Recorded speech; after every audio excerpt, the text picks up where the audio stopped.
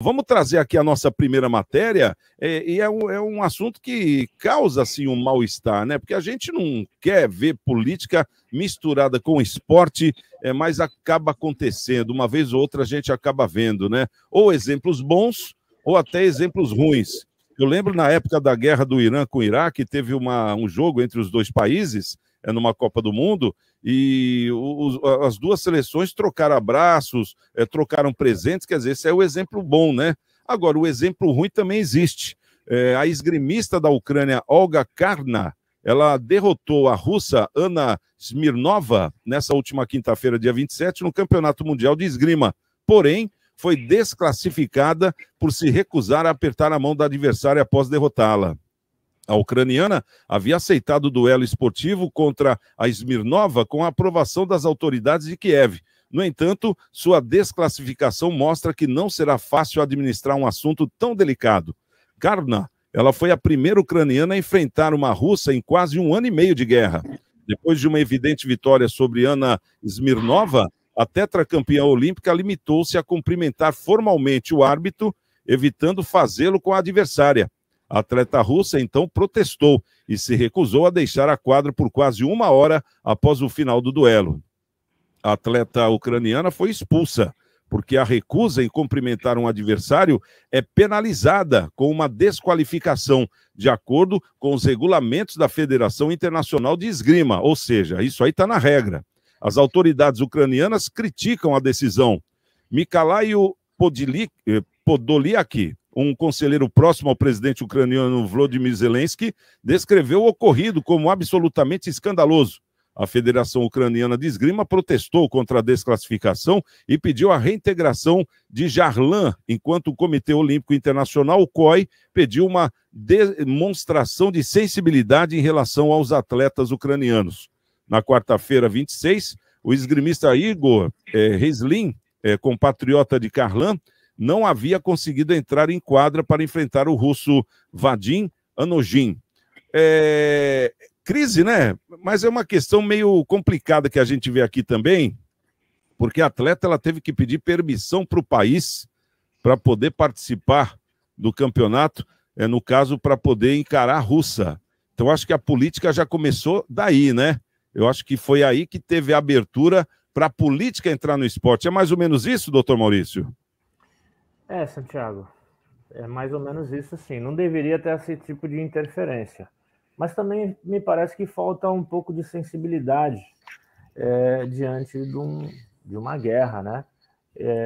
Tanto os dirigentes do país que autorizou ela a participar deveria ter orientado. Se é para participar, se você deseja participar, tem que cumprir as regras, né? As regras estão lá para ser cumpridas.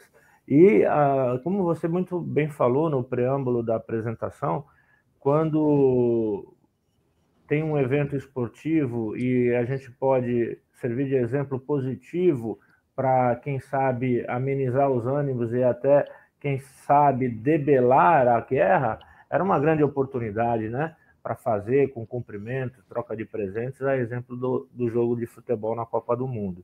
Pelo contrário, elas ainda estão sensibilizadas com tudo que está acontecendo, e a gente sabe que há notícias, inclusive, de crime de guerras entre aqueles dois países, e as mulheres, de modo geral, elas são mais sensíveis, né, Santiago? Elas demonstram mais a sua inconformidade. E ela, do jeito dela, demonstrou esse inconformismo, esse tipo de crítica com a ausência de cumprimento. Está pagando o preço, né, da desclassificação, e serve para reflexão, né, das autoridades ter um pouco mais de sensibilidade para evitar esse tipo de saia justa. Era necessário que essas duas combatentes esportivas se degladiassem num momento tão sensível da guerra? Não sei se era necessário, mas há exageros de ambos os lados, principalmente o dela, que, se resolveu participar, deveria ter cumprimentado. Então, me parece que o castigo administrativo é um resultado justo, mas isso só põe mais pimenta nessa situação de guerra e de ânimos à flor da pele. Eu espero que eles tenham sensibilidade e consigam chegar num denominador comum a ponto de evitar assim, uma punição, melhor dizendo, muito dura para quem só mostrou um descontentamento com o que está acontecendo hoje na guerra. É uma coisa muito complicada, algo complicadíssimo isso, né? Porque a gente vê de um lado, por exemplo, a russa, ela ficou lá esperando o cumprimento, ela ia cumprimentar a ucraniana, quer dizer, os dois países estão sofrendo com a guerra, no caso a Rússia, as sanções, até do Ocidente, até da Ucrânia também, com perdas de vidas, de soldados que estão em batalha, e por outro lado também a Ucrânia, que está sofrendo muito com a guerra, mas é porque tem um ideal, tem um viés, né, de querer conquistar o que ela diz ser dela, sendo que já houve até uma eleição. Uma coisa que eu até digo, né? Se existe uma ponte que liga a Rússia para a Ucrânia, como é que aquele pedaço, por exemplo, pode ser da Ucrânia, se é uma briga que já existe há tantos anos, tanto tempo? Então, aquela área deve ser reconhecida mesmo. Então, a Ucrânia está querendo dominar já aquela área da ponte, enfim, né? Mas isso aí é um outro assunto. Agora, nesse caso aqui, o Borelli, a gente vê que faltou um bom senso do governo, né? Primeiro, de não se meter, né? E segundo, de estudar a regra, porque isso é uma coisa que está na regra, não foi inventado na hora, né? O comitê fala que na regra existe esse cumprimento obrigatório. Como é diferente no tênis, um esporte que a gente até gosta, né? Que de repente como é por educação você cumprimenta, no caso, o seu oponente, tendo ganhado ou perdido, e também o juiz, né? Mas não é obrigatório, como já teve casos de tenistas que não cumprimentou, saiu da quadra irritado, aquela coisa toda, e depois se desculpou, enfim. Mas nesse caso está na regra. Então, se está na regra, tem que ser cumprido, né? Porque fica meio que uma lacração no ar, né? Se você sabe que existe isso na regra, por que que você vai competir e na hora do cumprimento, que é algo obrigatório, você não cumprimenta? É uma atitude triste, né? Óbvio, reflexo da guerra, né? Por isso que isso aconteceu. Eu acho que deveria se ter poupado essas duas atletas a passarem por isso, né? Desde da questão óbvia principal, que é a guerra, depois da questão também antes de acontecer o fato da permissão. Muito triste esse exemplo para o mundo, né? Eu acho que poderia, de fato, ter se evitado, quem sabe ter dado um jeito ali até delas não se cruzarem, ou não participarem, ou não estarem junto, porque a gente está falando, né, Santiago, de uma guerra que está indo para quase 2 anos, né, sem solução, não tem avanço, e é uma coisa que está desestabilizando muito o mundo, né, de uma maneira geral.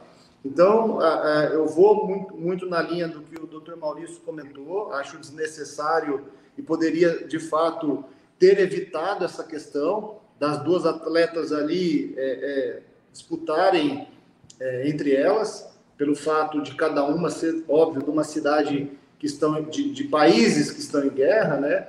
Então, eu acho que fica aí um exemplo triste de duas atletas femininas que não deveriam ter passado por isso, e sabe lá até se não houve, e aqui eu estou fazendo uma suposição, se não houve até uma combinação por parte aí do país que ganhou, de ganhe e faça isso, ou do outro país, a gente não sabe, né, Santiago, mas não deixa de ser um exemplo péssimo para o mundo, e principalmente num esporte tão bonito, tão bacana e tão legal. Ô, Marcelo, uma pergunta que fica no ar é aquele negócio, né? Como a ucraniana não quis cumprimentar a russa, né? No final da esgrima, fica essa pergunta: esse é o clima que existe hoje entre os dois países, né? No caso da Rússia, o Putin falou que ele não ia se pronunciar, porque se existe regra, se existe um comitê olímpico, se existe uma federação, ele não tem que comentar como político, né? Ele tem que só torcer pela russa, no caso dele. Foi o que ele declarou. Agora, no outro lado, você já vê que entrou na história o secretário-geral da Ucrânia, o Volodymyr Zelensky, achando que foi uma sacanagem ter penalizado a menina. Enfim, como é que se analisa isso tudo? A gente vê que os ânimos estão ainda muito alterados, né? Para a gente falar em paz, por exemplo, ou não? É lamentável, né? Os efeitos da guerra chegarem num ambiente que geralmente une povos, né? Ali, o esporte, né? Quantas e quantas vezes, né, nós vimos aí o esporte transformar as pessoas, né, e até mesmo parar guerras. Vide aí jogo, né, em que o próprio Pelé foi aí fazer um jogo em um país que parou a guerra, né? Então, quando a gente vê uma atitude dessa, eu até acho que a punição foi pesada, né? Não haveria necessidade, mas se está na regra é para ser cumprida, né? Quem gosta de regra, né? Quem entrou no jogo sabe da regra, tem que seguir a regra, e ponto, né? Se está na regra, tem que cumprir. Mas eu acho que por conta de um cumprimento, tal, né? Às vezes você também sai lá de cabeça quente, né? Enfim, mas não haveria necessidade, né, de ter essa animosidade, até porque quem convoca a guerra e quem para a guerra não são as duas que estão lá, né? Infelizmente, né? Se fossem elas, eu tenho certeza que elas poderiam sentar, conversar e se acertar e não haveria mais guerra. Não é mesmo? Então, é triste a gente ver que a guerra está pegando ambientes que não deveria, que é o povo, né? E esse ambiente está sendo pego por conta da narrativa, né? Da narrativa que vem de quem? Dos grandes gestores, né, desses países aí. Eu acho que vem até mais da parte da Ucrânia, né, por parte dos Zelensky, que tem feito aí contatos em todos os cantos do mundo, né? Muita narrativa, tem buscado arma em todo lugar, né? Falar de paz ninguém fala, né? Mas buscar arma, tá, ele está em todo lugar, né? Então, acho que precisaria dar uma arrefecida nesses ânimos aí, para que isso aí não contaminasse outras áreas, né? Na verdade, o esporte tinha que vir para tentar apaziguar a situação, né? Trazer mais paz, né? Tentar levar um ambiente de paz onde está esse ambiente de guerra. E na minha opinião, perderam uma grande oportunidade de repente, quem sabe até selar uma paz, né? Porque fica bonito, por exemplo, numa final, né? Num duelo desse de espadas, numa esgrima, como até o Borelli falou, que é um esporte lindíssimo, né? E que está na regra esse negócio do cumprimento da obrigatoriedade. Eu acho que ficou feio para a Ucrânia, né? Porque realmente mostra e demonstra que não está querendo paz, né?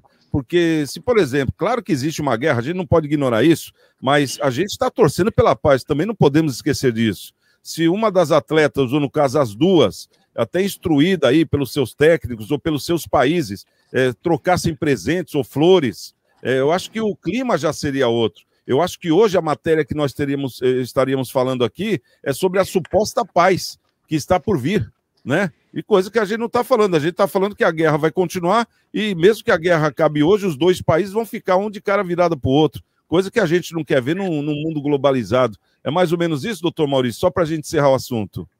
Sem dúvida, Santiago. É uma grande oportunidade que esses dirigentes perderam, né? Selar, eu fico imaginando uma final desta natureza, trocando flores, fazendo um aperto de mão desses diferenciados, né? Entre mulheres, assim, para chamar a atenção do mundo de que a paz deve ser sempre perseguida e que o esporte é uma forma de alcançá-la, né? Com exemplos positivos como esse citado aí pelo Marcelinho, Santos Futebol Clube, Pelé, que paralisou uma obra, uma guerra, né? Quem sabe essas meninas também não poderiam ter feito algo semelhante. Então, fica a dica, né? E quem sabe na próxima oportunidade, nos eventos que ainda tem para ocorrer, todos os dirigentes envolvidos, sejam os administradores dos respectivos países em guerra, como também do COI e organizadores das disputas, se utilizem dessa ideia de que o esporte é capaz de promover a paz e assim o façam, Santiago.